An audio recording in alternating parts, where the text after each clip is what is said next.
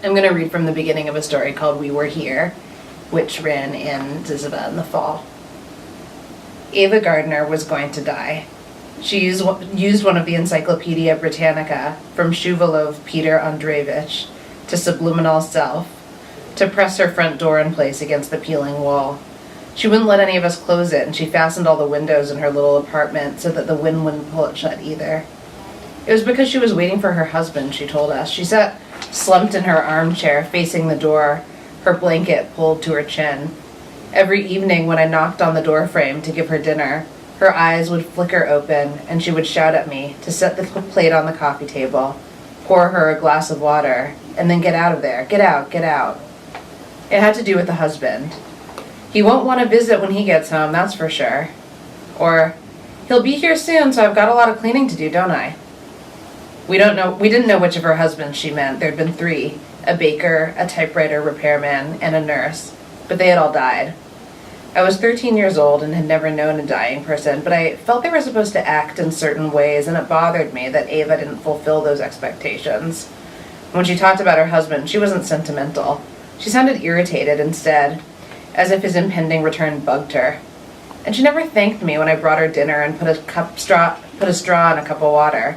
Go, go, go. He's going to be here any minute. I looked up Peter Andreevich Shuvalov on the internet, but nothing came up, except an online version of that same Encyclopedia Britannica. Not a word beyond that. If it weren't for that encyclopedia, it would have been like he hadn't existed at all. She might have assumed I was getting paid. Her daughter lived in Minnesota and paid our neighbors, Bonita and Mariam, to watch after Ava. It was cheaper for the daughter than putting Ava in a nursing home, my mom explained, and Bonita and Mariam could use the extra cash. Bonita, who lived next door to Ava, worked as a dancer at night, so she took the day shift. Mariam, who lived next to us, a floor down from Ava and Bonita, worked as a security guard during the day, so she took the night shift. For the 2 hours in between, 6 o'clock to 8 o'clock, Ava was alone. I brought her dinner up, and if she needed anything else, she rang a bell her daughter had given her. It was easy to hear because her door was open, and ours often was too, and in any case, if we didn't hear at first, she rang that bell till we did. Ava used to be sour to other people, but never to us. I mean, never to me, my mom, Mariam, and Bonita. But a couple months earlier, her knees had buckled as she stood in front of the building, fumbling to get her key into the heavy industrial door. Well, she had dropped onto the cement and broken her hips. She sat there on the ground for 30 minutes, clenching her teeth, not even calling for help because she was prideful, my mom said. Finally, Mr. Piotrowski, who lived on the first floor, found her and drove her to the emergency room. The hospital put her in a rehab center through the fall, and when she came back, she had changed. She had turned against us, too. She had lost her hair. Now her marbled forehead sloped all the way to the top of her head. All day she sat huddled in her armchair, waiting for her husband and shouting at us. Mariam and my mom had lived next door to each other for decades, since before my mom had me and Mariam had Leo. They had been newlyweds together. Mariam, my mom, and their husbands, my father and Leo's father, all played cards together in our apartment. Good times, my mom said. Those were good times. Now Mariam came over alone because my mom didn't get along with Mariam's second husband. Mariam was big-breasted and fat-limbed, and she would sit at the kitchen table and lean back in her chair like a man. Her voice, too, was loud and strong like a man's. She didn't look like someone you would mess with, but her husband beat her.